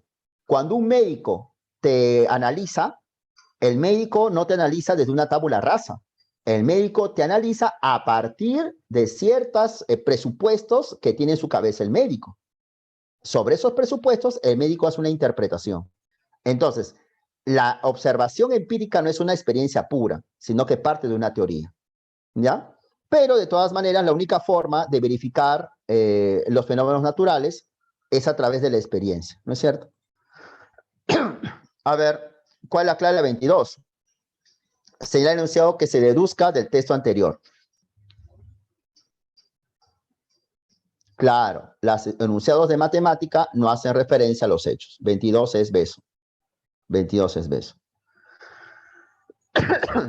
A ver, ¿cuál es la clave de 23? Casa, ¿no? Diferente. Vamos con la última lectura. 24 y 25. Casa. Kuhn, otra vez de Kuhn, qué bonito es Thomas Kuhn, la filosofía de Kuhn es alucinante. Kuhn nos ha abierto los ojos al aspecto dinámico de la ciencia y nos ha legado una visión dramática de su desarrollo. La empresa científica se articula en torno a comunidades de especialistas que comparten un mismo paradigma, en el sentido más vago y general de la palabra, que abarca presupuestos, conceptos y métodos comunes. Los problemas o rompecabezas que van surgiendo se van resolviendo desde los supuestos del paradigma compartido, contribuyendo así al progreso de la ciencia normal. Cuando los problemas sin solución posible, las anomalías, se acumulan, el paradigma entra en crisis y el desasosiego invade a la comunidad. Lo que se requiere y se produce es un cambio de paradigma, un cambio radical de estilos, conceptos y supuestos, una revolución científica. Los revolucionarios verán el mundo de un modo inédito e incomparable con el antiguo y formarán una comunidad nueva que sustituirá a la antigua conforme se vayan muriendo los componentes de esta última, incapaces de convertirse o adaptarse al cambio de paradigma. En estos procesos de ciencia revolucionaria, de cambio conceptual radical, no se puede hablar de progreso, pues ambos paradigmas representan esquemas y lenguajes intraducibles e inconmensurables. Bien, eso es algo que ya hemos estado hablando, ¿no? Pero igual vamos a ver rapidito. Dice que la ciencia, o sea, Kuhn, dice que Kuhn da una visión dramática del desarrollo científico. Kuhn sostiene que los científicos se unen bajo un mismo paradigma, bajo una misma teoría que ellos aceptan dogmáticamente. Por ejemplo, el heliocentrismo, el geocentrismo, la teoría de la evolución de Darwin. Ahora, los problemas que van surgiendo se resuelven a partir del paradigma. O sea, los científicos no salen del paradigma. Todo biólogo en la actualidad acepta a Darwin. Si no acepta a Darwin, no es biólogo. Así de simple. Cuando los problemas sin solución posible se acumulan, el paradigma entra en crisis. Claro, nada es eterno. Entonces, en la medida que pasaban los años, el paradigma geocentrista pues comenzó a entrar en crisis, surgiendo un desasosiego, una suerte de inestabilidad, ¿no? Ya esta teoría geocéntrica no puede explicar muchas cosas. Lo que ocurre es un cambio de paradigma, un cambio de estilos, conceptos, forma de ver el mundo, una revolución, dice el autor, ¿no? Los revolucionarios, por ejemplo, los copernicanos, los seguidores de Darwin, ven al mundo de un modo totalmente diferente que el antiguo y forman una comunidad nueva. Lo que se sigue entonces que la biología o la astronomía no es una sola, ¿no? Sino que los copernicanos reemplazan totalmente a los anteriores, a los geocentristas, totalmente, formando una comunidad nueva, que sustituirá a la antigua, conforme se vayan muriendo los miembros del paradigma antiguo. Es decir, el geocentrista, el que pensaba que la Tierra es el centro, se murió geocentrista. O sea, los geocentristas no pasan a ser heliocentristas, sino simplemente se mueren. Ah, el que cree en la generación espontánea se murió con eso. No es que cambió de parecer, porque son incapaces de convertirse al nuevo paradigma. Estos cambios de ciencia revolucionaria, en estos cambios no se puede hablar de progreso. ¿Por qué? Porque ambos paradigmas, el geocentrismo y el heliocentrismo, son esquemas totalmente diferentes. ¿Cuál es la clave de la pregunta 24? Dedo. ¿Cuál es la clave de la pregunta 25? Casa. El Círculo de Viena era una institución empirista o racionalista. El Círculo de Viena era una institución empirista o racionalista. Empirista. Empirista. ¿De acuerdo? Muy bien, muy bien. Bien, vamos con el quizzes. Señorita, hoy hemos tenido una clase bastante accidentada. ¿Ya? Vamos con el quizzes, a ver rapidito.